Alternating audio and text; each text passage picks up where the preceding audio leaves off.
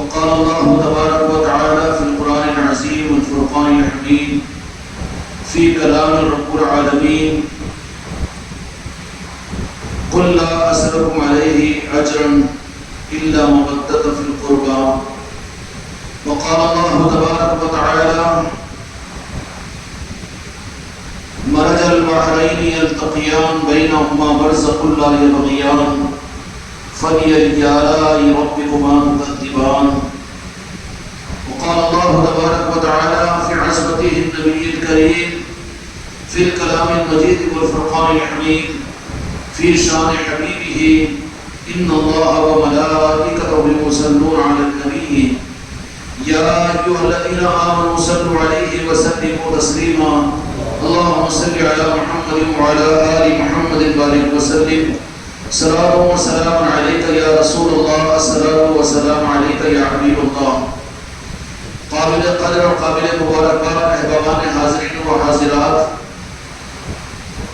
ہم کو اس بات پر خوشی محسوس ہونی چاہیے، دل کے تارے کھلنے چاہیے کہ اس ماہ رمضان مبارک کے اس مبارک مہینے میں جہاں پر نمازوں کی، تراویحوں کی، قرآن پاک کی تلاوت کی اور جہاں روزوں کی اور رمضان کی مبارک ساعتوں کی سعادتیں اللہ تعالیٰ نے ہم کو عطا فرمائی، رمضان کو رمضان کی عظمت کی وجہ قرآن مجید اللہ تبارک و تعالیٰ نے بیان فرمایا کہ اللہ تبارک و تعالیٰ نے اس رمضان کی عظمت کو بیان فرما کر فرمایا کہ اس رمضان کی فضیلت کی وجہ یہ ہے اِنَّا أَنزَلْنَاهُ فِي لَيْلَةِ الْقَدْرِ لَيْلَةُ الْقَدْرِ خَيْرٌ مِّنْ أَلْفِ شَهْرٍ کہ اس رمضان مبارک کی عظمتوں کی وجہ قرآن پاک کا نزول کہ اللہ تعالیٰ نے قرآن پاک کو اللہ تبارک و تعالیٰ نے اس مبارک مہینے رمضان میں نازل فرمایا اور اسی کے ساتھ میں اللہ تبارک و تعالیٰ نے قرآن مجید کے اندر میں پھر قرآن کی حقیقت قرآن کی طرف کی امت کی رہبری فرمائی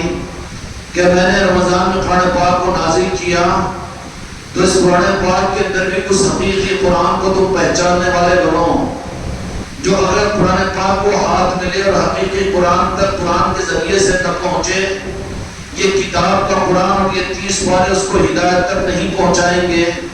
اس لیے رب العالمین کا نظام بڑا عجیب و غریب ہے کہ رمضان کو اللہ تبارک و تعالیٰ نے اس لیے فضیلت عطا فرمائی کہ رمضان میں اللہ تعالیٰ نے اپنے کلام پاک کو نازل فرمایا تتنزل الملائکۃ والروح فیہا بإذن ربہم من کل امر سلام ہی حتی مطلع الفجر کہ قرآن پاک کو اللہ نے رمضان میں نازل فرمایا اور رمضان کی فضیلت کی بنیاد قرآن پاک کا نزول بنا۔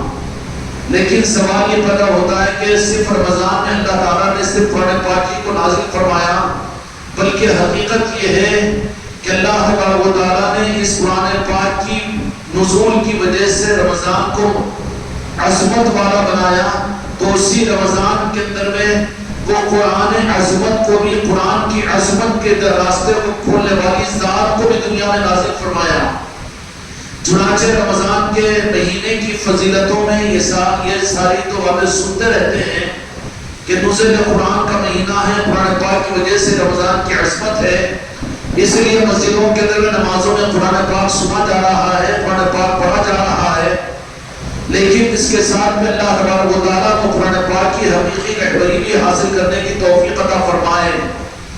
یہ قرآن پاک اس بات کا پیغام دیتا ہے کہ قرآن کو دیکھو تو رمضان کو یاد کرو، رمضان کو دیکھو تو قرآن کو پہچانو، لیکن جب رمضان میں آ جاؤ، جو درمیان میں پہنچو تو عدل اور انصاف سے اپنے آپ کو پیچھے نہ ہٹاؤ۔ عام طور پر رمضان کے 30 دن ہوا کرتے ہیں، اب 30 دن کا نصف جو ہوگا، عدل جو ہوگا وہ 15 رمضان المبارک ہوگا۔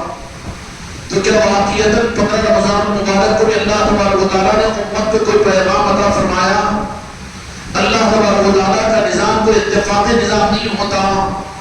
یہ الگ بات ہے کہ قرآن پاک کو ہاتھ میں لے کر اندھیر ہو جائے انسان، صم بکم عمی فہم لا یرجعون، کہ قرآن پاک بھی ہوگا ہاتھوں کے اندر میں، لیکن وہ آنکھ رکھ کر اندھے ہیں، کان رکھ کر بہرے ہیں، آنکھ رکھ کر اندھے ہیں، زبان رکھ کر گونگے ہیں۔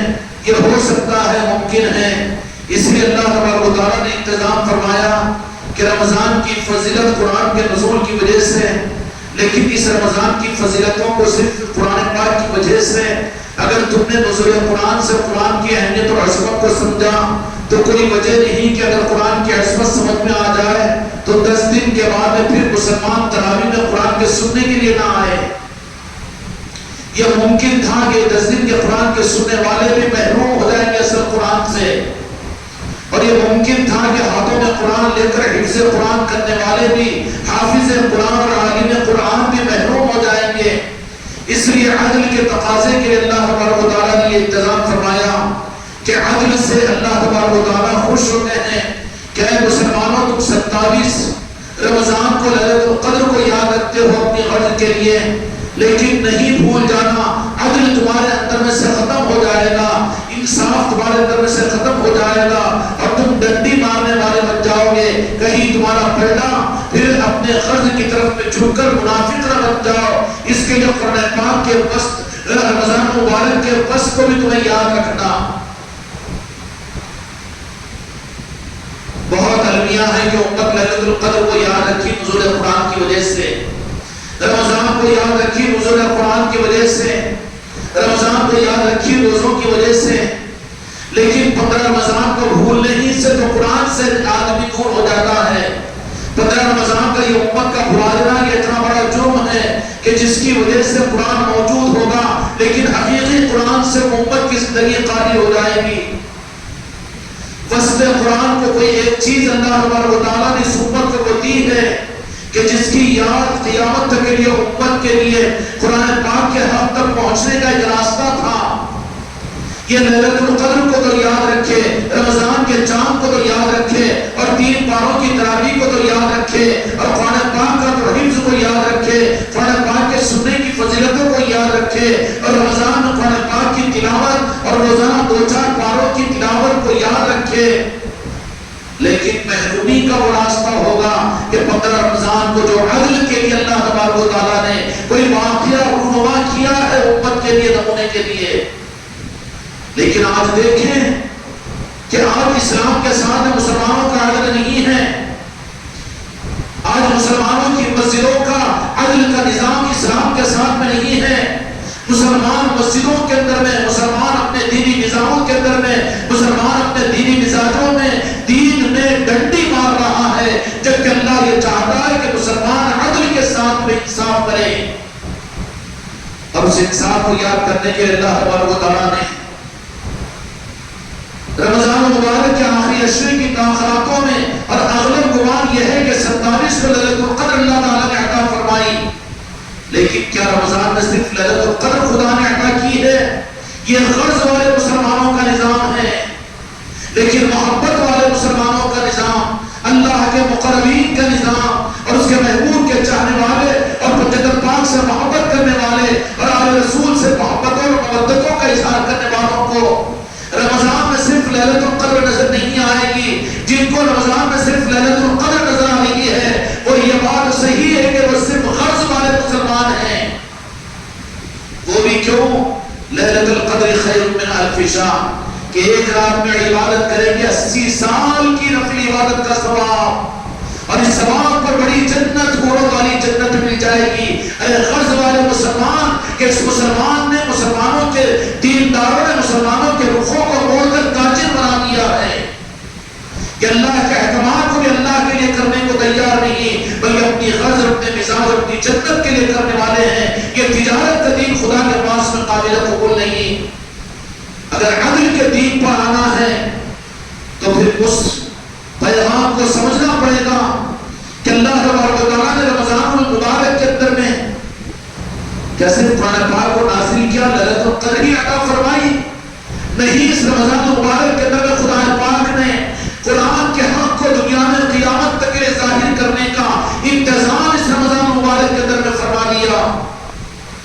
خوش نصیب ہے خانقاہ محمدی اجمیری نصرتی والوں کہ تم کو اس رمضان مبارک کے اندر میں صرف لیلۃ القدر کی فضیلتوں کو یہاں نہیں سنایا جاتا اور 3 پاروں کی تراویح قرآن پاک کی تکمیل کے سننے کی ترغیب نہیں دی جاتی، بلکہ یہاں پر قرآن پاک کے اصل قرآن تک پہنچنے کے ان نسبتوں کو بھی حاصل کرنے کا نظام دیا جاتا ہے.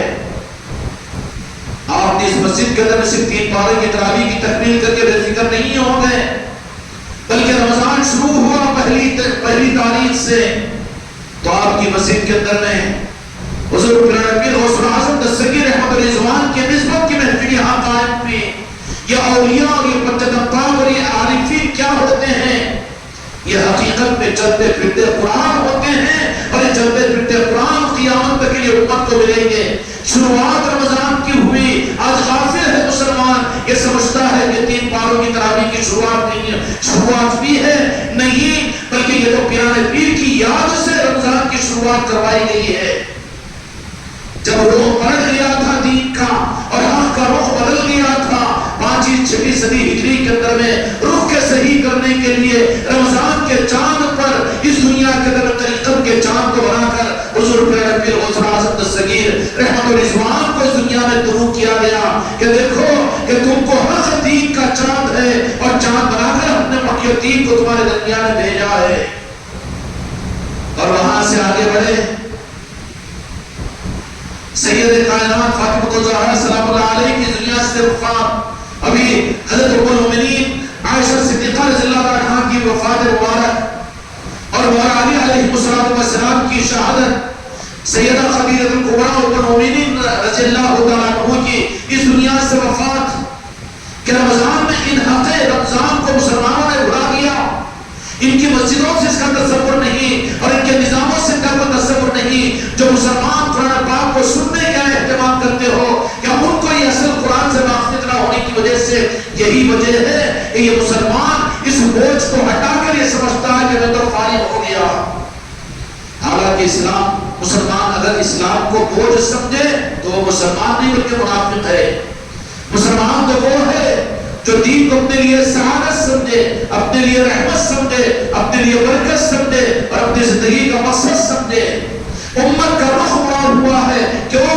30 پاروں کا قرآن تو موجود ہے امت کے پاس میں، نمازیں تو موجود ہے، حرم کی تراویح تو موجود ہے، روزہ نماز زکات و حج تو موجود ہے، علماء کے تقریریں موجود ہے، اصلاح معاشرہ کے جلسے موجود ہے، مدارس دینیہ موجود ہے، لیکن رخ کیوں بدلا ہوا ہے؟ اور یہ رخ مڑے گا تو کیسے مڑے گا؟ اس کے مسئلے کا حل موجودہ صدی میں پیران کامل کو پوچھنے کی ضرورت نہیں ہے، اور کوئی خانقاہ والوں سے جاننے کی ضرورت نہیں ہے، بلکہ اس کا انتظام تو اللہ تبارک و تعالیٰ نے خود اپنے حبیب اور ہمارے آقا حضرت محمد صلی اللہ علیہ وسلم کے حیات مبارکہ میں قرآن پاک کے ذریعے سے اور رمضان کی عظمتوں کے ذریعے سے امت کو دے دیا تھا۔ اس لیے جو جہاں کے مالک میرے آقا نے مجلد انداز کے اندر میں بات فرمائی کہ میرے امتیوں، جس کا مفہوم یہ ہے کہ میں 2 چیزیں تمہارے درمیان میں چھوڑ کر جا رہا ہوں، ایک تو قرآن پاک ہے، دوسرے اہل بیت ہے۔ اگر ان دونوں کو تھامے ہوئے رہو گے تو تم مطمئن ہو جانا کہ تم کو دنیا کے فرقوں کی اور دنیا کے گمراہوں کی، دنیا کے شیطانوں کی، دنیا کے دجالوں کی اور دنیا کے نمرودوں کی اور فرعونوں کی تمہیں فکر کی بات نہیں ہے۔ تم ہدایت پر قائم رہو گے، ہرگز تم گمراہ نہیں ہو سکتے۔ وہ 2 چیزیں کیا تھی؟ ایک تو قرآن پاک اور دوسرے اہل بیت۔ ذرا دل سے سوال کرو، اہل علم سے درخواست ہے، اہل نسبت سے گزارش ہے، عام کلمہ پڑھنے والے مسلمانوں سے گزارش ہے، مصلی پر کھڑے ہو کر امامت کرنے والے ائمہ اکرام سے گزارش ہے، خلفاء سے گزارش ہے، اور یہ گزارش آپ کی اپنی مسجد سے لے کر حرم مکہ تک کی ہماری گزارش ہے۔ کیا 2 چیزیں ہمارے اندر میں ہیں؟ اگر ہے تو ضمانت ہے میں مصطفیٰ کی گمراہ نہیں ہوں گے، اگر گمراہ ہے تو پتہ یہ چلے گا کہ کوئی ایک چیز تو ہم سے چھوٹ گئی ہے۔ رمضان ہمارے پاس میں، 3 پاروں کی تراویح ہمارے پاس میں، حافظ قرآن ہمارے پاس میں، مدارس دینیہ ہمارے پاس میں، مسجدوں میں تراویحوں کا انتظام ہمارے پاس میں، دن میں تلاوت کا انتظام ہمارے پاس میں، اور روزوں کا اہتمام ہمارے پاس میں۔ لیکن اے خداوند اور ائمہ علماء، اے دنیا کے رہبران میں ملت کے دعویٰ کرنے والوں، آخر ذرا سوچو کہ پھر کون سی چیز ہم سے چھوٹی کہ جس کی وجہ سے آج امت گمراہیت کا شکار ہے؟ ماننا پڑے گا اور کہنا پڑے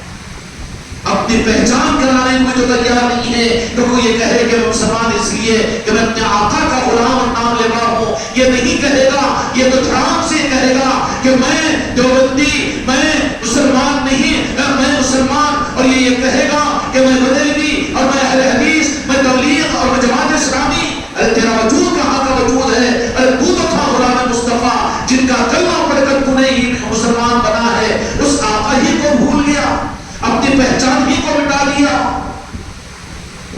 یہ تو ایسا ہی ہوا کہ کوئی مجھ سے کہے کہ آپ کون، تو میں کہوں کہ نصرت، کہے کہ اچھا نصرت اور انسان، کہا کہ میں انسان نہیں نصرت، کیا کہیں گے؟ پاگل کہیں گے نا، بے وقوف کہیں گے نا، انسان نہیں تو نصرت کہاں سے؟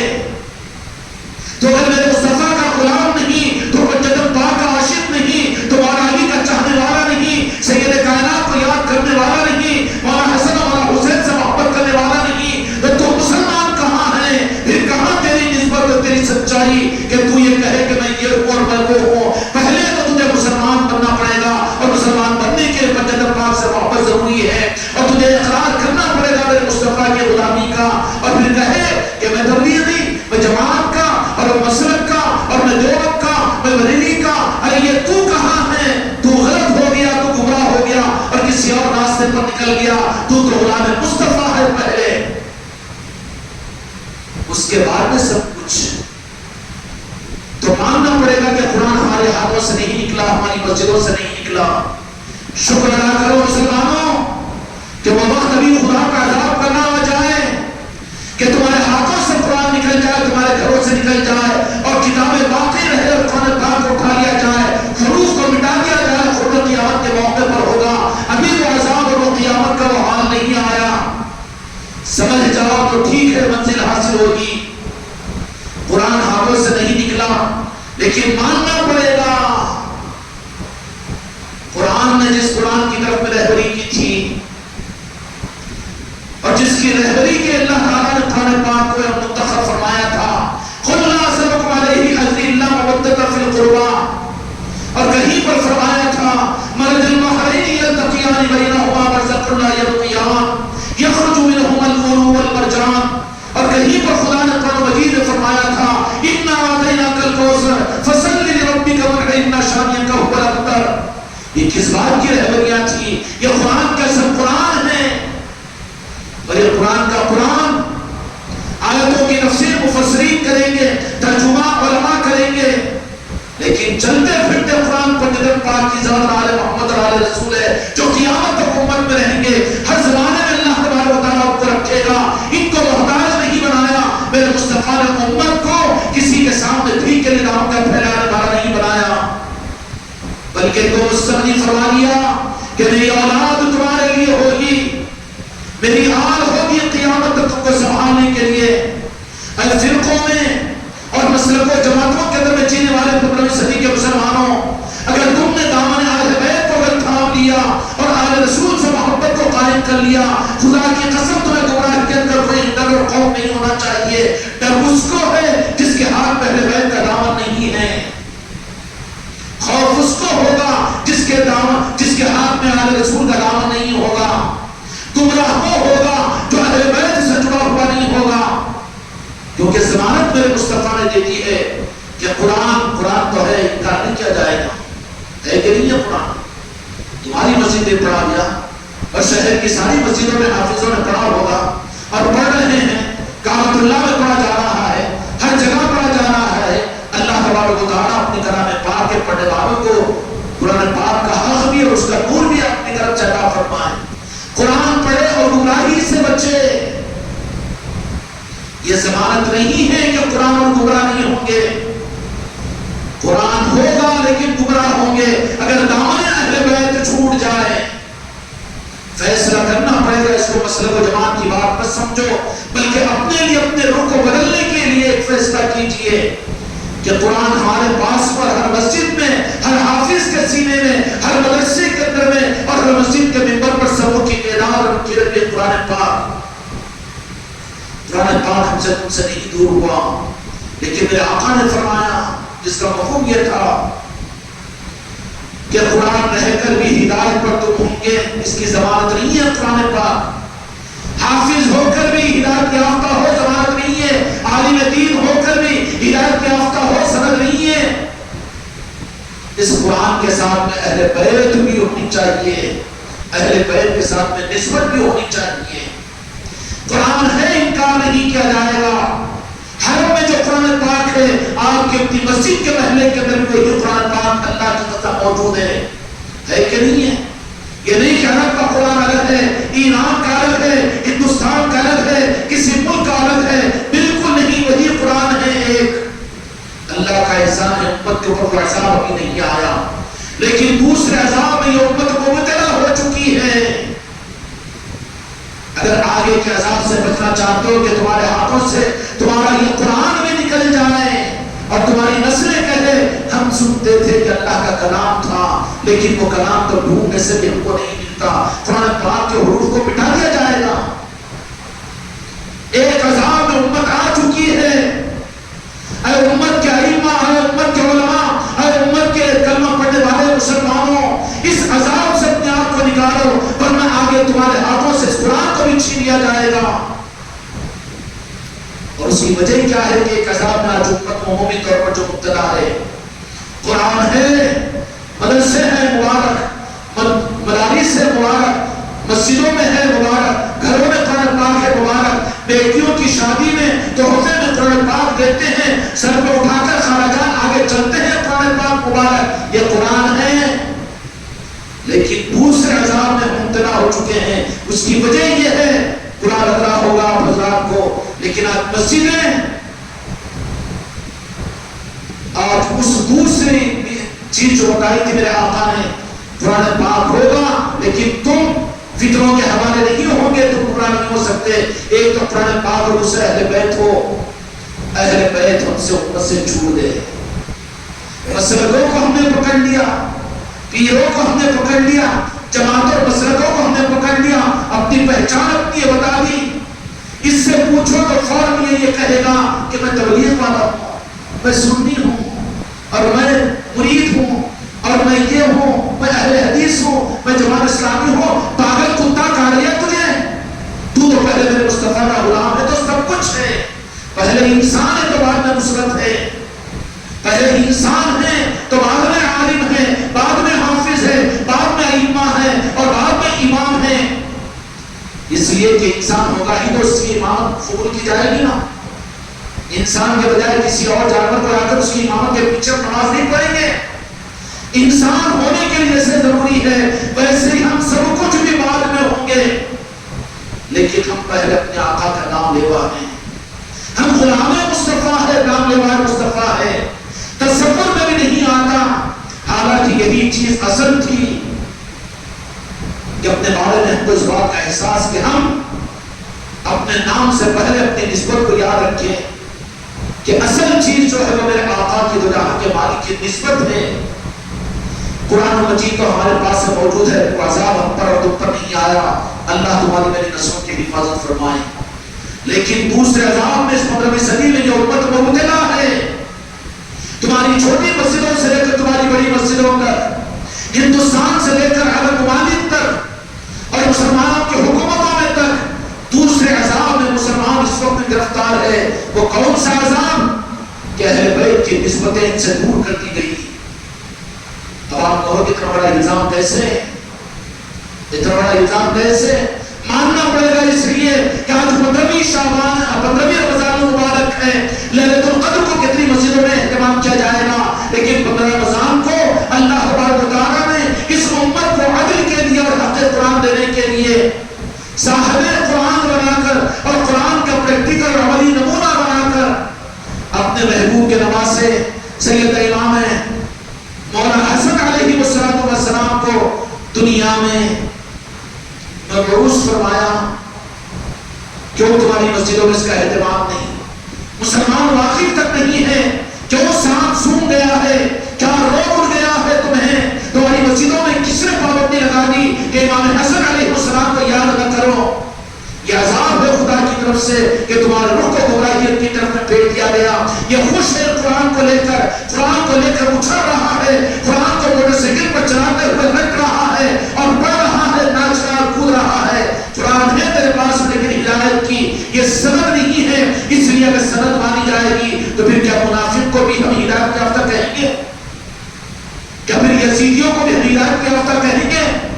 نہیں کہہ سکتے نہ قرآن ان کے پاس بھی تھا. لیکن کس عذاب میں مبتلا ہوئے منافق، اور کس عذاب میں مبتلا ہوئے یزیدی، اور کس عذاب میں مبتلا ہوئے خوارج، اور کس عذاب میں مبتلا ہوئے قیامت تک آنے والے فتنے. قرآن سب کے پاس میں رہے گا، لیکن دوسرا سہارا جو سند کا اور پہچان کا ہے وہ اہل بیت سے دوری ہے. اہل بیت سے دوری ہے. اس کے لیے مسجدوں میں سیدنا امام حسن علیہ السلام کے تذکرے نہیں ہیں. تمہیں کیا ہو گیا؟ کہاں ہے وہ مسلمانوں کی مسجدیں؟ مسلمانوں کی مسجدیں ہوگی لیکن اسلام کی مسجدیں نہیں ہیں. اگر اسلام کی مسجدیں ہوتی تو یہ امام حسن علیہ السلام کا تذکرہ ہر مسجد میں ہوتا. کس نے روکا؟ کیوں روکا گیا؟ کیوں روکا ہے؟ کیا تذکرے پنجتن پا کرنا؟ اگر نہیں ہوتا تو اللہ تبارک و تعالی امام حسن علیہ السلام کی وہ عظمت اور وہ شان کہ اس عظمت اور اس مقام کے اعتبار سے کیا اندازہ لگائے کہ رمضان المبارک میں کسی نبی کی ولادت نہیں. رمضان المبارک کے اندر میں صحابہ کرام اور بڑے بڑے جتنے ائمہ مجتہدین اور بڑے تمام اولیاء ہیں، پیران پیر غوث الاعظم دستگیر احمد اور عثمان کو چاند کے نظر آنے سے، اس شب کے اندر میں آنے سے پہلے پیدا ہو کر رمضان کا چاند طلوع فرمایا. لیکن امام حسن علیہ السلام کو اللہ تبارک و تعالیٰ نے 15 رمضان المبارک کو کیوں کہ یہ امت کا رخ رہتا ہے قرآن کے پڑھنے کا، امت کا رخ رہتا ہے رمضان کی یاد رکھنے کا، رمضان میں رخ رہتا ہے لوگوں کے عمرہ کرنے کا، اور رمضان میں رخ رہتا ہے حرم میں آ کر تراویح پڑھنے کا، اور لوگوں کا رخ رہتا ہے قرآن پاک کو سننے کا. اب اس قرآن کے ذریعے سے وہ عمل قرآن اور وجود قرآن تک امت کو پہنچنا آسان ہو جائے گا. اس کے لیے رمضان المبارک کی 15 تاریخ کو آج کی تاریخ تھی. اسلام کے دشمنوں نے موقع سے فائدہ اٹھا کر میرے آقا کو دکھ پہنچانے کے لیے مدینہ المنورہ کے اندر ایک واقعہ مچا دیا کہ تو جہاں کے مالک میرے آقا کی نرینہ اولاد نہیں تو نبوت کیسے چلے گی، اور آپ کی نسل ہی نہیں تو پھر آپ کا دین کیسے چلے گا، آپ کی حیات اور اس کے بعد کا معاملہ ختم ہو جائے گا. بتا دیا کہ نہیں، اللہ تبارک و تعالیٰ نے رمضان المبارک کے اندر میں 3 ہجری ہے، مدینے کی ہجرت کے 3 سال گزرے ہیں. یہودیوں کے تانے صحابہ اکرام کو بھی بے چین کر رہے ہیں. آخر کار مولا علی مشکل کشا علیہ السلام کے مقدس اس رشتے کی جس رشتے کی طرف اللہ نے قرآن مجید کی طرف اشارہ فرمایا. ارے قرآن کی تفسیروں کے لیے مفسروں کو دیکھتے ہو، تفسیروں کو دیکھتے ہو، علماء کو پوچھتے ہو، لیکن قرآن کی تفسیریں تو پوچھو تو اہل بیت سے پوچھو، صحابہ سے پوچھو، آل رسول سے پوچھو، آل محمد سے پوچھو. 15 رمضان مبارک ہے، 3 ہجری ہے. مدینے والوں کے دلوں پر زد پڑ رہی ہے، دل کو خراش پہنچا رہے ہیں. منافقین بھی اس میں شامل ہے، یہودی بھی مذاق اور ٹھٹا اڑا رہے ہیں. جب یہ نبوت کا نظام کیسے چلے گا؟ اللہ تبارک و تعالیٰ نے وہ نظام کے ظاہر کرنے کے لیے رمضان المبارک کا مبارک مہینے کا انتخاب فرمایا. اور 15 رمضان المبارک کو حضرت عطیہ اور علی مشکل کشا علیہ السلام نے کہا کہ آج کیا تاریخ ہے؟ 15 تاریخ ہے. کہا کہ میں باہر جا رہا ہوں لیکن میرے گھر کے اندر میں مفہوم عرض کر رہا ہوں، میرے گھر کے اندر معصر سے پہلے ایک سورج طلوع ہوگا. وہ فرماتی ہے جو گھر کے کام کاج کرنے والے تھے سیدہ کائنات فاطمہ الزہرا سلام اللہ علیہ، کہ جن کے ذریعے سے دنیا کے اندر میں قرآن کا حق قرآن ہوگا، اہل بیت کا سلسلہ قیامت تک چلے گا. وہ سورج طلوع ہونے والا ہے مولا علی کے گھر کے اندر میں. اور ظاہری اعتبار سے آپ بچوں کی طرح سے بچے ہو تو پھر وہ عقیدے تو کہتے نا کہ وہ بھی تو بچے تھے. مولا حسن کو اپنے عقیدے کو خراب مت کرو، ان کو شہزادے مصطفیٰ کو کہہ سکتے ہو لیکن آپ بچے نہیں کہہ سکتے، اس لیے کہ مولا حسن علیہ السلام کی ذات وہ ہے. ارے ان کی ذات کے بارے میں کیا عرض کرے، چھوٹی زبان اور بڑی بات. لیکن یہ وہ ہے کہ جن کو قرآن مجید اللہ تبارک و تعالیٰ نے امت کو جھنجھوڑنے کے لیے سورہ رحمان نے فرمایا تھا مرج البحرین یلتقیان بینہما برزخ لا یبغیان.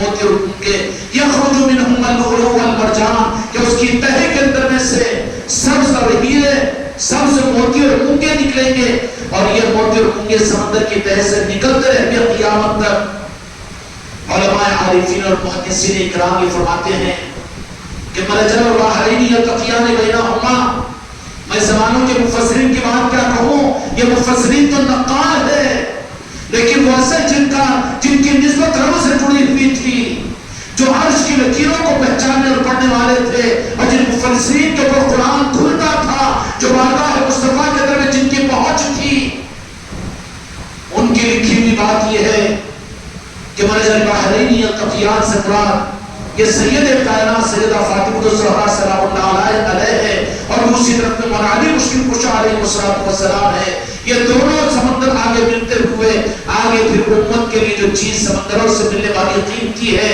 وہ موتی اور کنگے تو ہوتے ہیں۔ پھر وہ موتی اور کنگوں کی صورت میں ایک امام حسن امام حسین علیہ السلام ہے، یخرج منہم اللؤلؤ والمرجان،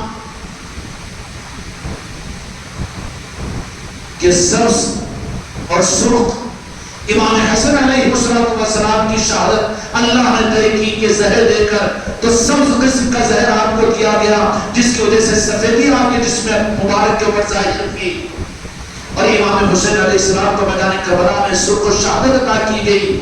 یہ سرخ اور سبز یہ دو موتی ہیں جو سمندر فاطمہ کائنات اور مولا علی مشکل کشا علیہ السلام کے موتی اور کنگے ہیں، اور اس موتی کو ہاتھ کے رکھنے کا مہینہ بھی رمضان المبارک کا مہینہ ہے۔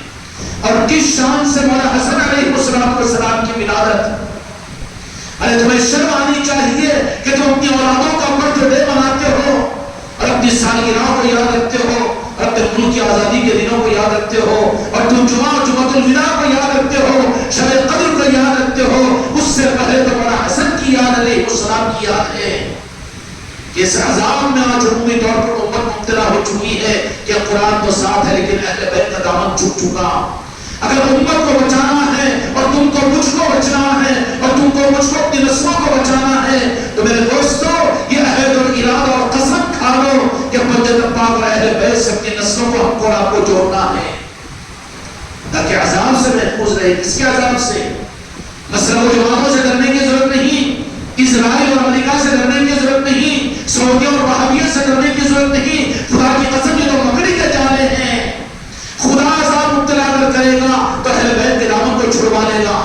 آج مدرسے رکھ کر، مسجدیں رکھ کر اور صافے رکھ کر اور بڑی بڑی تقریریں رکھ کر اہل بیت سے دور ہے اور اہل بیت کے تذکروں سے مسجدوں کے منبر خالی ہے۔ یہ عذاب ہے خدا کی طرف سے، ہے کہ نہیں ہے؟ امام حسن علیہ السلام کی ولادت کا دن تھا، آج کو جشن ہونا چاہیے تھا، کیوں کہ درمیانے رمضان کے اندر میں یہ عدل تھی، یہ ترازو کا میزان تھا کہ اگر یہ پلڑا چھوٹ جائے تو ادھر چھوٹ جائے گا، یہ پلڑا چھوٹ جائے تو چھوٹ جائے گا، ٹنڈی مارو ہو جائے گا معاملہ۔ اس لیے عدل تھی، رمضان کے بیلنس کے لیے، قرآن اور اہل بیت کے بیلنس کے باقی رکھنے اور امت کو گمراہی سے بچانے کے لیے، خدا سے غضب سے بچانے کے لیے اہل بیت کے امام سیدنا مولا حسن علیہ السلام کو ولادت اس شان کے ساتھ میں کہ جن کی ولادت عام ولادتوں سے کوئی مناسبت نہیں رکھتی۔ مولا علیہ السلام نے فرمایا کہ ہاں میرے گھر میں آج ایک چاند طلوع ہونے والا ہے جس کا مفہوم عرض کیا، جو خادمات ہی گھر کے اندر جو حضرت عطیہ تھی کہنے لگی تو ایسے تو کوئی آثار نہیں ہے سید کائنات فاطمہ الزہرا سلام اللہ علیہ۔ ارے بابا، جسم کا اور مادے کا وزن ہوتا ہے، ظاہر ہوتا ہے، جن کو خدا نے نور بنایا وہ نور کا وجود پر ذرا اثر کہاں سے ہوگا؟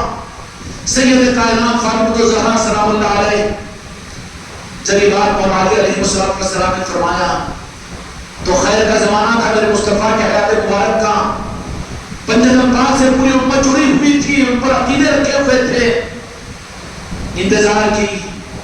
خادمہ فرماتی ہے کہ سید کائنات بی بی فاطمہ سلام اللہ علیہ اپنے گھر کا کام کاج پورا فرما رہی ہے، میں اس شش و پنج کے اندر میں ہوں کہ مولا علی نے جو بات فرمائی کہ آج ہمارے گھر میں خوشی آنے والی ہے، لیکن کوئی آثار تو ہے نہیں، بظاہر ایسے اثرات تو محسوس ہوتے نہیں ہیں۔ میرے آقا نور ہیں اور قرآن کا عقیدہ ہے یہ۔ اگر کوئی صحیح عقیدہ تمہیں دے تو خوش آمدی کرو، اس کو میٹھا کھلاؤ، اس کا پیر چومو۔ آج تو فکروں میں ڈال کر امت کو میرے آقا کے بارے میں بشریت کی وجہ سے امت کو گمراہ کر دیا اور میرے آقا سے کاٹ دیا ہے۔ ان ظالموں سے کٹو، اور جو کہے میرے آقا کو نور اور وہ نور والوں کی نسبتوں سے جو تم کو دے ان کو شکل کھلاؤ اور ان کے قریب ہو جاؤ۔ اور پھر یہ عقیدہ 15ویں صدی کا یا اعلیٰ حضرت کا نہیں ہے، یا صرف سنیوں کا نہیں ہے، بلکہ یہ عقیدہ ہے، یہ فرقہ اور مسلک نہیں ہے کہ میرے آقا نور، اللہ نے فرمایا اگر قرآن پر تیرا ایمان ہے تو میرے مصطفیٰ کو نور ماننا پڑے گا، اگر انکار کر رہا ہے تو قرآن کا انکار کر رہا ہے۔ قل جاء الحق، اللہ تعالیٰ نے قرآن مجید کے فرمایا قد جاءکم من اللہ نور وکتاب مبین۔ قرآن پاک کی آیت ہے، تحقیق اور بے شک محبوب نے بھیجا ہے نور اور کتاب کو۔ قرآن کا عقیدہ ہے نور سے مراد ذات مصطفیٰ ہے، خدا کی قسم۔ اب وہ نور بھیجا ہے تو اللہ نے یہ فرمایا کہ نور کو بھیجا اور میں نے بلا لیا۔ قرآن کو بھیجا تو فرمایا کہ قیامت تک رہے گی، قیامت میں پہلے قرآن کو اٹھا لیا جائے گا۔ لیکن میرے مصطفیٰ کے بارے میں فرمایا کہ میرے مصطفیٰ کو میں نے نور کی صورت میں انسانوں کے لیے انسان پر رحم کر کے بھیجا ہوں۔ خدا کی قسم انسانوں پر خدا کا سب سے بڑا انعام، سب سے بڑا رحم ذات مصطفیٰ کی ذات ہے۔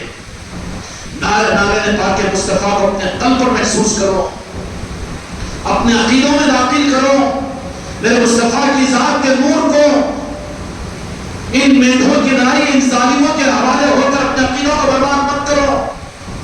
قد جاءکم من اللہ نور وکتاب مبین، کہ بھیجا ہے تحقیق ہم نے اپنی طرف سے نور کو، وہ نور میرے مصطفیٰ کی صورت میں ہے، میرے مصطفیٰ کا نور ہے تو ظاہری طور پر میرے مصطفیٰ اب قیامت تک نہیں رہیں گے، رہیں گے میرے مصطفیٰ ہر ذرے ذرے پر موجود رہیں گے، یہ بھی ہمارا عقیدہ ہے۔ لیکن ظاہری طور پر پردہ کے انسانوں سے بے ادبی ہو کر ہلاک نہ ہو جائے، اس لیے پھر وہ نور کو منتقل کیا آل کے اندر میں، آل کے اندر میں منتقل فرمایا۔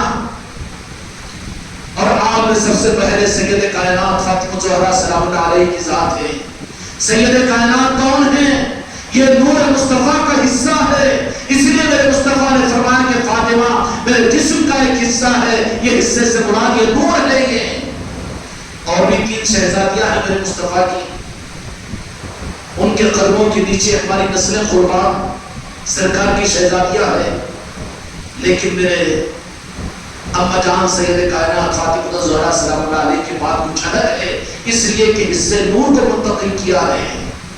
سید کائنات میں منتقل ہوا نور کا حصہ، کیونکہ نور یہاں سے چلے گا، کتاب ایک طرف سے اور نور مصطفیٰ کی ذات سے سید کائنات میں منتقل ہوا، اور سید کائنات نور ہے تو وہ نور کی نسبت پھر اب نرینہ آواز سے چلنا ہے۔ تو پھر میرے دوستوں میرے بھائیوں، خدا کا انتظام یہ جو قرآن پاک کے ساتھ میں جو نور کا حصہ تھا، وہ نور کو ظاہر کرنے کے لیے ضروری تھا کہ قرآن پاک کو اللہ نے رمضان میں نازل کیا، تو پھر وہ نور قرآن جو قرآن کے ساتھ میں رہنے والا ہے تو کسی دوسرے مہینے میں کیوں نازل کیا جاتا؟ امام حسن علیہ السلام کو اللہ تعالیٰ نے رمضان کی 15 تاریخ کو اس دنیا میں بھیجا، وہ نور آیا تو قرآن بنا۔ امام حسن علیہ السلام وہ نور مصطفیٰ کی صورت میں بھی رمضان مبارک کے اندر میں آئے ہیں۔ تو ایک طرف میں اہل بیت، ایک طرف میں آل رسول اہل بیت، اور ایک طرف میں قرآن۔ سمجھ میں آ رہی ہے؟ جوڑ ایک عذاب امت گرفتار ہو چکی ہے، نسل برباد ہوگی۔ اہل بیت سے جوڑو، آل رسول سے جوڑو، اولیاء سے جوڑو، اس کو مسلک و جماعت مت بناؤ، بلکہ اس عذاب سے بچانے کا واحد راستہ ہے۔ جٹ جاؤ اس مقصد کے لیے، اپنی مسجدوں کو، اپنے ممبروں کو، اپنی خانقاہوں کو، اپنے مدرسوں کو، اس حق کو انسانیت اور امت کو دینے کے لیے اپنے آپ کو کھول دو۔ امت پر بڑا قدم ہوگا تم اگر اہل بیت کی محبت امت میں کر بار دو۔ تو پھر قرآن کو اللہ نے قرآن کی صورت میں نازل کیا رمضان میں، تو اللہ پھر قرآن کے ساتھ میں نور جو رہے گا قیامت تک، کہ اس نور کو بھی تو رمضان کی نسبت ملنی ضروری تھی نا، یہ عدل ہے۔ 15 رمضان کو امام حسن علیہ السلام کی ولادت ہوئی، اور اس شان سے کہ فرماتی ہے خادمہ کہ ظہر کی نماز ہو گئی، میں انتظار میں ہوں کہ وہ نور کا سورج وہ چراغ کا کیسے طلوع ہوگا، کیا ہوگا۔ جو مولا کی بات ہے غلط نہیں ہو سکتی، مولا کی بات اللہ کی بات، اور میرے مصطفیٰ کی بات اللہ کی بات، عقیدے اچھے تھے، یقین تھا، لیکن دیکھا کہ فرمایا کہ ظہر عصر کے درمیان میں وہ چیز ہونے والی، لیکن ظہر کا وقت ختم ہو رہا ہے، عصر کی نماز کا وقت قریب ہو رہا ہے، لیکن وہ بات مولا علی کی پوری ہوتی بھی نظر نہیں آئی۔ دیکھا سید کائنات فاطمہ الزہرا سلام اللہ علیہ مصلی پر جلوہ افروز ہے، حالت نماز اور حالت سجدہ میں ہے، پھر کہنے لگی کہ حالت سجدہ میں پھر کوئی چیز کیسے ہوگی۔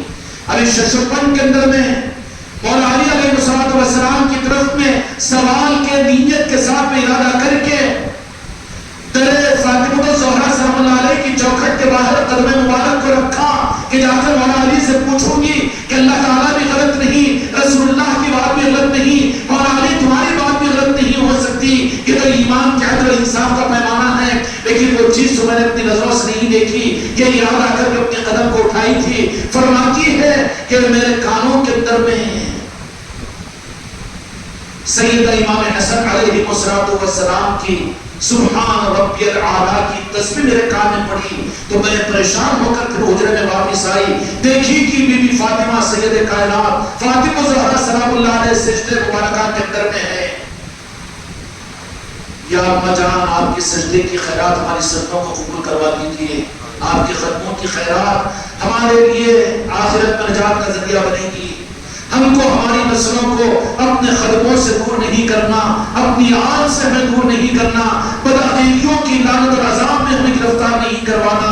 ضمانت لے لیجیے سید کائنات۔ جیسے ہی آ کر دیکھی تو سید کائنات فاطمہ الزہرا سلام اللہ علیہ سجدے کی حالت میں ہے، اور بازو شہزادے ہیں، سفید کپڑے کے اندر ملبوس ہے، اور سجدے کی حالت میں کہہ رہے ہیں سبحان ربی الاعلیٰ۔ پریشان ہو گئی اسی حالت میں جہاں کے مالک میرے آقا مسجد نبوی میں صحابہ کے ساتھ بیٹھے تھے، فرمایا ایک لخت اڑ گئے اور کہا کہ چلو چلو علی کے گھر جانا ہے۔ وہاں سے اٹھے، جیسے اٹھ کر تشریف لے گئے تو خادمہ نے فوراً باہر آ کر کہا، میرے آقا نے پوچھا کہ شہزادے کا کیا حال ہے؟ کہا کہ ٹھہرو نہلانا ہے۔ کہا کہ اس کو نہلاؤ گے؟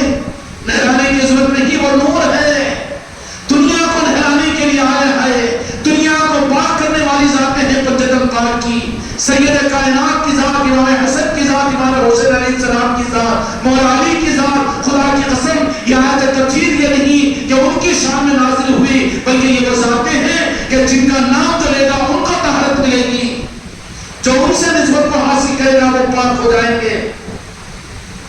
کہا کہ نہلانے کی ضرورت نہیں، لاؤ میرے بیٹے کو، میرے نقطۂ جگر کو۔ میرے آقا و جہاں کے مالک اپنے دست مبارک میں مولا حسن علیہ السلام کو لیا اور لے کر سیدھے کان میں اذان و ماننے اقامت۔ کنہوں نے؟ ارے جن کی شہادت دے وہی تو کہہ رہے ہیں کہ مقام امام حسن علیہ السلام کو۔ اس کے بعد نے کہا مولا علی مشکل کشا علیہ السلام نے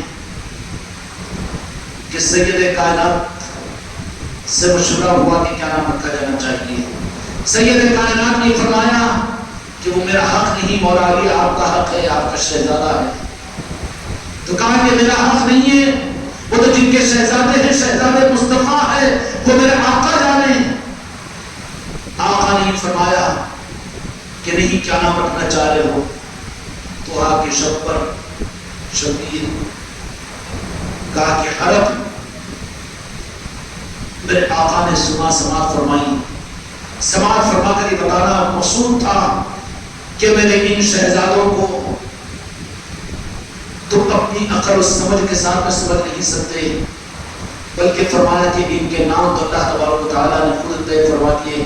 جبریل امین میرے پاس میں آئے تھے اور فرمایا یا رسول اللہ صلی اللہ علیہ وسلم، آپ کو مبارک ہو اس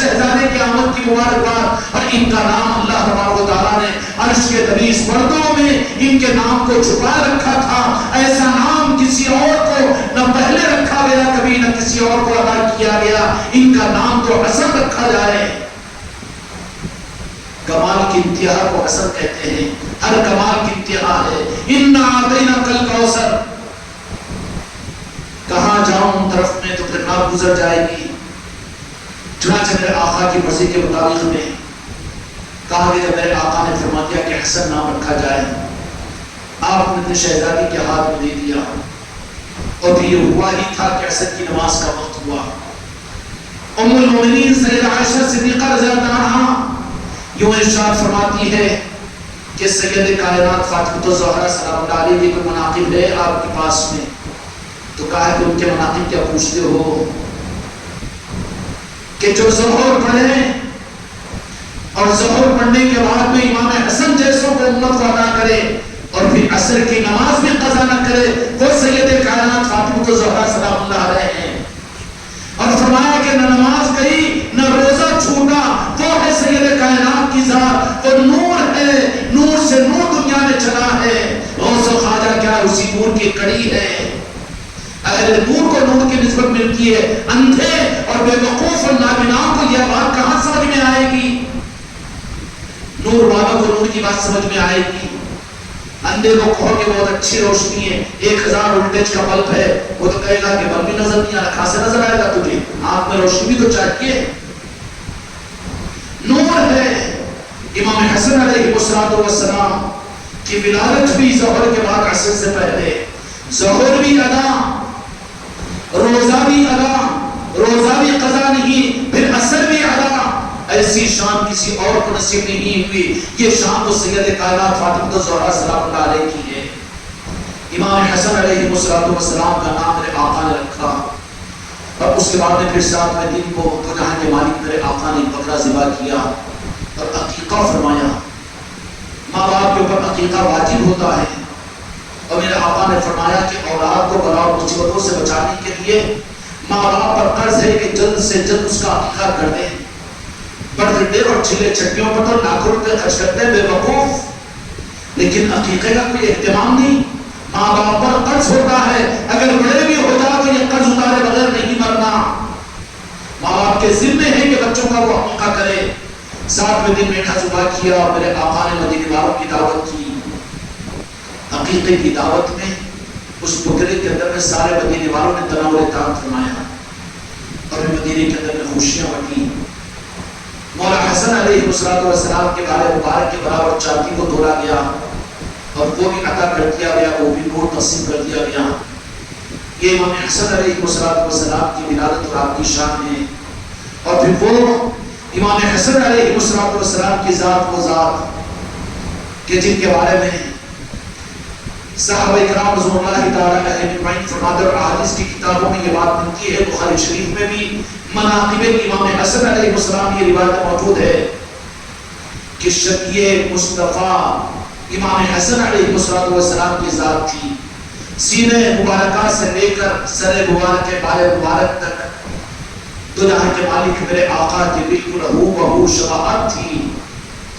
حسن مجتبی اور کتنے کمالات، کیا عظمتیں بیان کریں.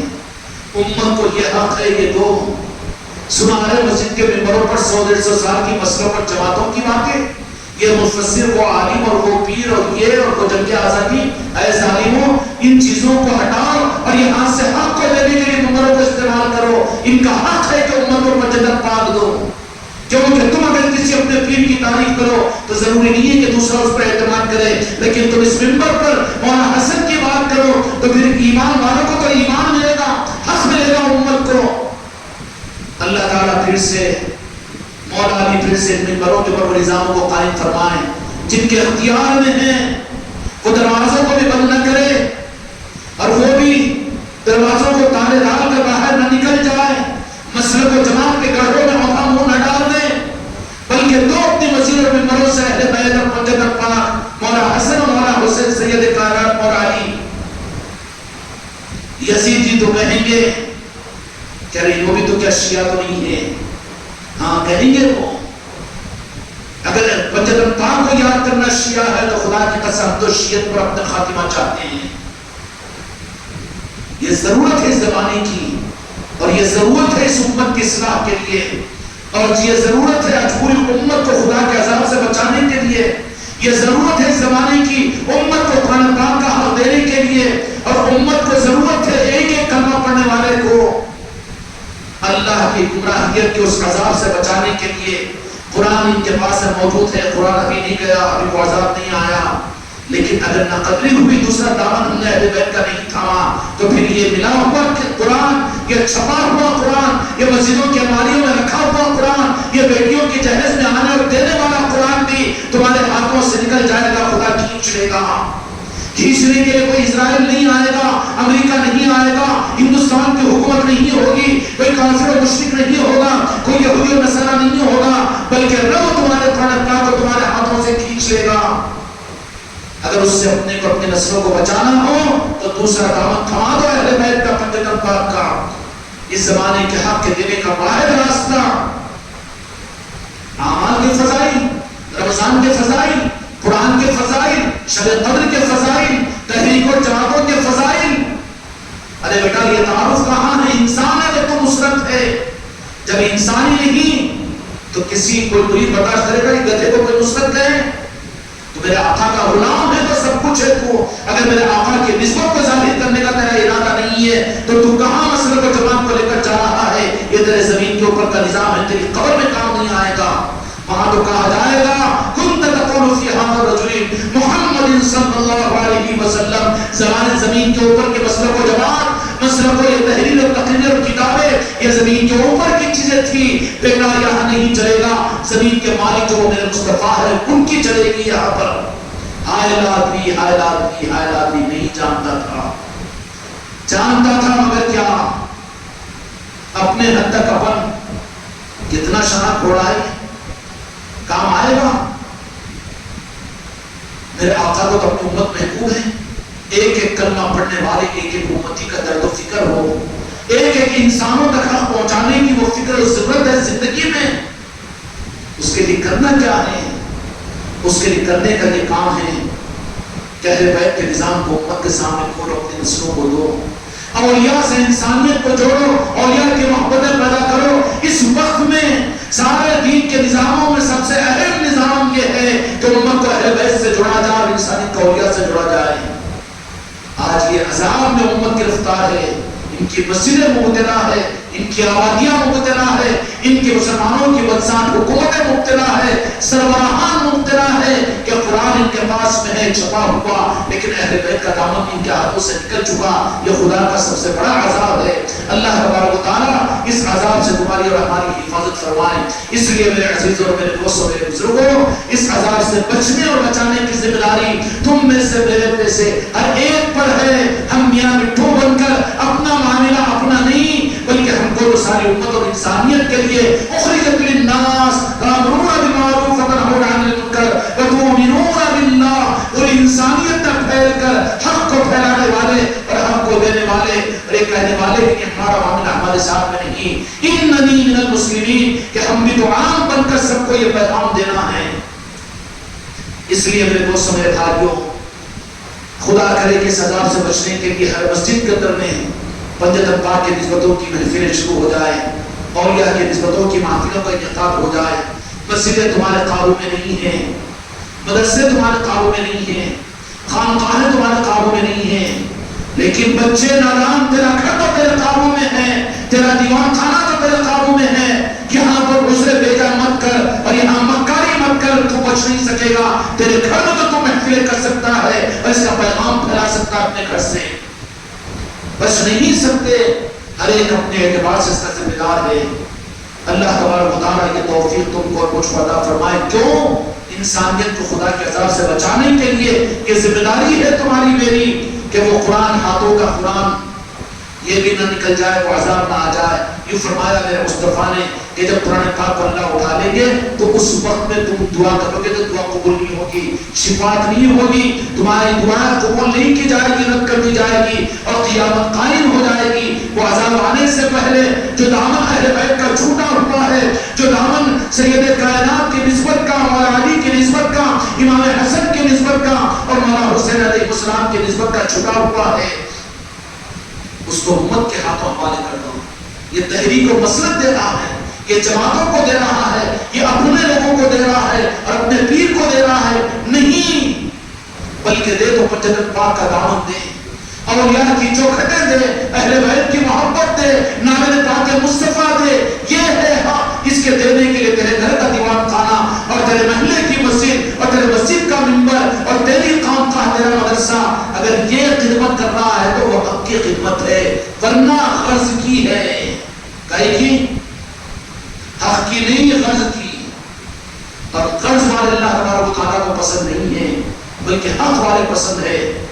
اس لیے میرے دوستوں، میرے بھائیوں، جہاں اس طرح کی محفلیں ہو رہی ہوں، اپنی نسبتوں کے قائم کرنے کے لیے محفلوں کا اہتمام، اپنے گھروں میں اہتمام، اپنی مسجدوں میں اہتمام، اپنی مسجدوں اور اپنے مدرسوں کے در میں اہتمام، اپنے گھر کی خانقاہ محمدی میں اہتمام، یا انفرادی طور پر کس سے بھی ملاقات ہو تو وہاں پر یہ اہل بیت اور پنجتن پاک رویہ اور آل محمد اور آل رسول کا تعارف، یہ ذمہ داری ہے تمہاری میری۔ یہ نہیں کہنا کہ میں تو اللہ ہوں، میں ایک اللہ ہوں، میں جاہل ہوں۔ پھر بیگم کو کون پڑھ رہے ہیں؟ پڑھا لکھا آدمی پاس لے جا کے پڑھوا رہا ہے، تیرے بچوں کو ڈاکٹر کو لے جا کے کون بتا رہا ہے؟ علاج کے لیے ڈاکٹر کے پاس میں جا کے نکلنا تیرا مرض نہیں اور تیری جہالت تیرے لیے رکاوٹ نہیں، اور اس حق کو پہنچانے کے لیے میرے کو کہا آتا میں تو جاہل ہوں، میں تو تتلا ہوں، میں تو ہکلا ہوں۔ ارے بابا کیوں یہ خامخواہ کے اس نے بھیجا کرتا ہے؟ لعنتی بن رہا ہے سب کچھ کے لیے، تو تو اچھا ہے اور حق کو پہنچانے کے لیے کہیں کہ میرے سے کیا کرنا ہے، میرے سے کہاں سے ہوگا؟ کیوں نہیں ہو سکتا تیری ذمہ داری؟ سب کا تجھ سے نہیں پوچھا جائے گا، تجھ سے تو تیری ذات کا پوچھا جائے گا کہ تو کتنا حق ادا کرا۔ کریں گے نا انشاءاللہ، اپنے دوستوں سے، اپنے رشتہ داروں سے، اپنے محلے والوں سے، اپنے ملنے جلنے والوں سے ضرورت ہے کہ پنجتن پاک سے امت کو واقف کرائے۔ یہ 15 تاریخ تھی رمضان مبارک کی کہ امام حسن علیہ السلام کو اللہ تبارک و تعالیٰ نے قرآن کے نزول کے مہینے میں یہ چلتا پھرتا قرآن بنا کر، جس کو صحابہ چلتا پھرتا قرآن کہتے تھے، جس کو میرے سلطان الہند خواجہ قاجگان نے قرآن کہا ہے، اور جن کو صحابہ اکرام قرآن سمجھتے تھے، کاغذ کے قرآن کو لے لیا جو قرآن اس زمانے میں تو تھا نہیں۔ پھر مدینے میں کون سے قرآن تھے؟ امام حسن اور امام حسین چلتے پھرتے قرآن تھے، پنجتن پاک قرآن تھے کہ نہیں تھے، آل رسول قرآن تھے۔ اس کاغذ کے قرآن کو لے کر اصل ذاتوں کے قرآن کو چھوڑنے پر خدا کا یہ عذاب ہے کہ ہر ایک دیوار بنا رہا ہے اپنا مسلک، اپنی جماعت، انہیں وہ، انہیں یہ، انہیں وہابی، انہیں دیوبندی، انہیں بریلوی، انہیں جہنمی، انہیں بن غسلی۔ ارے ارے ارے تو کیا ہے؟ تو کیا ہے؟ تو کیا کر رہا ہے؟ ذمہ داری کو کیا پورا کر رہا ہے؟ اس میں زندگی برباد کرے گا خالی تیر و نشانوں کے مارنے کے اندر میں؟ ظالم ہے تو یزیدی ہے کہ صرف دور سے کھڑے ہو کر بندوق چلانا ہی تیرا کام ہے، امت کو زخمی کرنا ہی تیرا کام ہے، یا کچھ امت کو حق دینا تیرا کام ہے؟ کھڑے ہو جا ہر ایک اپنی ذات سے کہ امت کو پنجتن پاک دیں گے اور نور والا نظام امت کو دیں گے، اہل بیت کی محبت امت کو عطا کریں گے، جو بھی انشاءاللہ کریں گے۔ اتوار کے دن مولا علی علیہ السلام کی شہادت کی تاریخ ہے، اتوار کے دن جہاں ہو سکتا ہے کرواؤ، جاننا اپنے کو کیا کرنا نہیں، مجرم بن جاؤ گے تم، تمہارے اختیارات ہیں، وہاں پر حق استعمال کرو۔ نہ حق کو مسجدوں پر مسلط کر کے مسجدوں کو رنگ دیا گیا مسلط و جماعتوں سے، اور تم حق کے دینے میں بزدل بن کر پیچھے گھر میں چوڑیاں پہن رہے ہو۔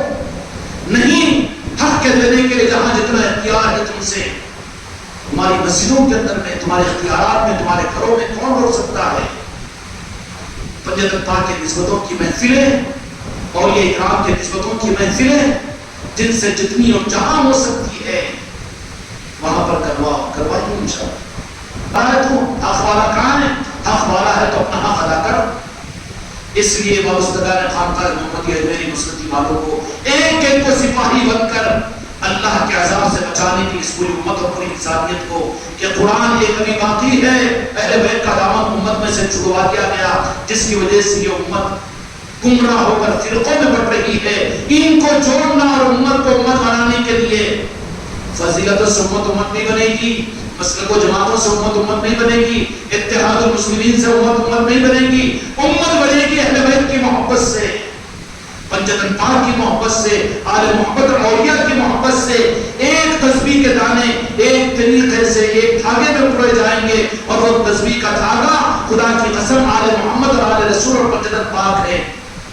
اب دھاگے کو چھوڑ کے کاڑیاں گھسا تسبیح کے دانوں میں، اس کی مسلک کا ایک اور اس کی جماعت کا ایک، میرے کو یہ سمجھا یہ کاڑیاں گھسانے کا تسبیح بات کی پاگل، لا پنجتن پاک کی محبت، اہل بیت کی محبت، اہل رسول کی محبت اور اولیاء کی محبت، یہ دھاگا ہے جس میں تسبیح پڑھی جائے گی، تسبیح پڑھی جائے گی۔ کرو گے نا انشاءاللہ؟ اللہ تعالیٰ تمہاری میری نسلوں کو یہ خیرات، مولا حسن علیہ السلام کی ولادت کی خوشیوں کی اس محفل کے سجانے کے صدقے، یا مولا حسن تمہاری محبت میں یہ مجمع جمع ہوا ہے، یہ بچے، یہ بوڑھے، یہ بیمار، یہ ضعیف اور یہ عورتیں، یہ بچے اور یہ مختلف پہلوں سے نکل کر آنے والے اور جن کے کانوں تک آواز پہنچ رہی ہے، مولا حسن آپ کی محبت میں آپ کے نانا جان کا کلمہ پڑھنے والے ہیں، لیکن آپ کی محبت ہمارا ایمان ہے، یا مولا حسن آپ سے محبت اور نسبت ہے ہم کو، اس لیے تو آپ کی محبت میں ہم یہاں پر جمع ہوئے اس محفل کو سجا رہے ہیں۔ یا مولا حسن آپ کے محبت کرنے والوں میں ہمیں شامل فرما لیجئے، ہم یزیدی نہیں ہیں مولا حسن، ہم وہ خارجی اور ہم وہ باغی نہیں ہیں مولا حسن، ہم تو آپ کے چاہنے والے، آپ کے خدموں کی خیرات کو اپنے لیے سعادت سمجھنے والے ہیں۔ یا مولا حسن اس محبت کی سوغات کو اور اس محبت کے صدقے کو، اس محبت کے اس ہدیے کو اپنی بارگاہ میں قبول فرما لیجئے۔ مولا حسن علیہ السلام آپ کی محبت ہماری نسلوں کو عطا کیجئے، حق کا نظام ہمیں عطا کیجئے، ہمارے گھرانوں میں آپ کے تذکروں کی محفلوں کو قائم کروا دیجئے، آپ کی یاد سے ہماری زندگیوں کو منور کروا دیجئے، ہماری گونگی زبانوں کو آپ کے محبت میں کھولنے کی توفیق عطا کیجئے۔ یا مولا حسن یہ محبت سے امت کے قلوب کو منور فرما دیجئے۔ یا مولا حسن آپ کے دنیا میں تشریف لانے کے بعد، آپ کے آنے کے بعد میں جنہوں نے آپ کو بلایا تو وہ منافق بن گئے، وہ یزیدی بن گئے، وہ منافق بن گئے۔ مولا حسن آپ کے ظاہر ہو جانے کے بعد میں ہم اس زمانے کے اندر اگر ہم آپ نے آپ کو بلایا ہے، ہم فرقوں میں بڑھ گئے اور اللہ کے عذاب میں گرفتار ہو گئے۔ مولا حسن آپ ہی ہمیں بچا لیجئے، اس کشتی نو خانقاہ محمدی کے نظام کو بچا لیجئے، قیامت تک کے لیے اس کشتی کو اپنے لیے قبول فرما لیجئے، ان کی نسلوں کو قبول فرما لیجئے۔ یا مولا حسن اپنی نگاہوں کی خیرات ہمیں سے ہر ایک کو اور ہمارے بچے بچے کو، ہماری نسلوں کو عطا کر دیجئے۔ کوئی اور چیز کی آپ کی درکی اور قدموں کی خیرات صرف یہی مانگتے ہیں کہ آپ کے نگاہ کرم کا سوال ہے۔ یا مولا حسن ہم سب پر نگاہ کرم فرما دیجئے، یا مولا حسن ہم سب پر نگاہ کرم فرما دیجئے۔ آپ جنت البقیع میں اپنے مجان سید کائنہ فاطمہ الزہرا سلام اللہ علیہ کے قدموں کے قریب آرام فرما ہے، لیکن ہمارا عقیدہ ہے کہ آپ ہماری آواز کو خانقاہ محمدی مسجد انوار مصطفیٰ کی سن رہے ہیں۔ مولا حسن ہم کو اپنے چاہنے والوں میں شامل فرما دیجئے۔ ہم نے آپ کے تذکروں کو اپنی مگر سے نہیں مٹایا، ہم نے آپ کے تذکروں کو اپنی زبانوں سے نہیں روکا۔ مولا حسین ہمارے دل کی ارمانوں کو پورا کر کے ہر مسجد کے ممبر سے اپنے تذکروں کو جاری فرما دیجئے۔ یا مولا حسن ہم سب پر نگاہ کرم فرما دیجئے، آپ کے جنت البقیع کے اس مسرت سے ہم سب کو غلاموں کو نظر کرم فرما دیجئے۔ آپ کو اپنی نگاہ کرم کی خیرات ہم سب کو عطا فرما دیجئے۔ آپ تو سید السادات سید اہل الجنہ ہیں، یا مولا حسن نگاہ کرم فرما دیجئے۔ آپ تو عطا کرنے والے ہیں، جنت البقیع کے وکیل آپ کو، آپ کے اما جان ہماری سید کائنات سلام اللہ علیہ کے قدموں کا واسطہ، نانا جان کی نسبتوں کی سوغات، یا مولا حسن ہم سب پر نگاہ کرم فرما کر ہماری نسلوں کو قیامت تک اپنی غلامی کے لیے قبول فرما لیجئے، آپ کے چاہنے والوں کو قبول فرما لیجئے۔ مولا حسن زبانیں ہماری چل رہی ہے، لیکن دل کی کیفیت کو آپ جانتے ہیں۔ امت نے آپ کے دامن کو چھوڑ کر دنیا میں گمراہ ہو گئی اور خدا کے عذاب میں مبتلا ہو رہی ہے۔ یا اللہ جتنی روئے زمین پر مسجدیں ہیں، ان مسجدوں کی ممبروں سے پنجتن پاک کے تذکروں کو جاری فرما دیجئے، پنجتن پاک کے تذکروں کو جاری فرما دیجئے، ہمارے گھروں سے پنجتن پاک کے نظاموں کو دنیا میں ظاہر کر دیجئے، آپ کے نظاموں کو دنیا میں حق کو آگے بڑھانے والے غلاموں میں ہم سب کو شامل فرما دیجئے۔ یا مولا حسن آپ کی نگاہ کرم کی خیرات بھیک مانگنے کے لیے آپ کی در پر یہ سب غلام آ گئے ہیں. آج کی آپ کی ولادت کی خوشیوں میں مولا حسن خیرات عطا کر دیجیے. آپ کو آپ کے ان لنگروں کا واسطہ جہاں پر آپ مدینے کے مسافروں کو کھلایا کرتے تھے، یا مولا حسن اس کے کوئی خیرات ہم غلاموں کو بھی ادا کر دیجیے. اپنے چاہنے والوں کی فہرستوں میں ہمیں شامل فرما لیجیے. آپ سے محبت کرنے والوں میں ہمیں شامل فرما لیجیے. اس کے بدلے میں دنیا ہم کو چاہے شیعہ کہے کہ رافضی کہے، گمراہ کہے کہ بدعقیدہ کہے، فرقہ کہے کہ ملعون کہے کہ شیطان کہے کہ جہنمی کہے، سب کچھ قبول ہے. مولا حسن آپ شاہد رہنا، آپ گواہ رہنا. ہم آپ کو گواہ بنا کر کہتے ہیں کہ آپ کی محبت میں ہمیں جہنم بھی قبول ہے، فتوے بھی قبول ہے، شیعت رافضیت کے فتوے بھی قبول ہے. مولا حسن آپ تو وہ ہیں جو دلوں کو جانتے ہیں. یا مولا حسن ہم سب کو اپنے چاہنے والوں میں شامل فرما دیجیے، کسی کو محروم نہ فرمائیے.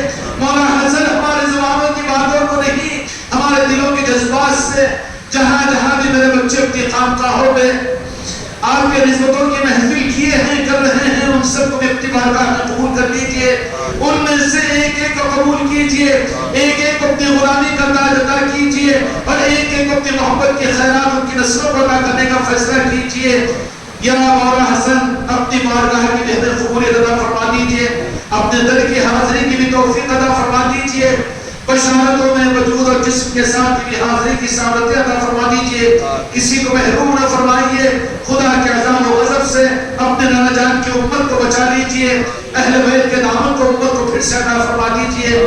وقال تعالی فی شان حبیب ان اللہ وملائکتہ یصلون علی النبی یا ایھا الذین آمنوا صلوا علیہ وسلموا تسلیما.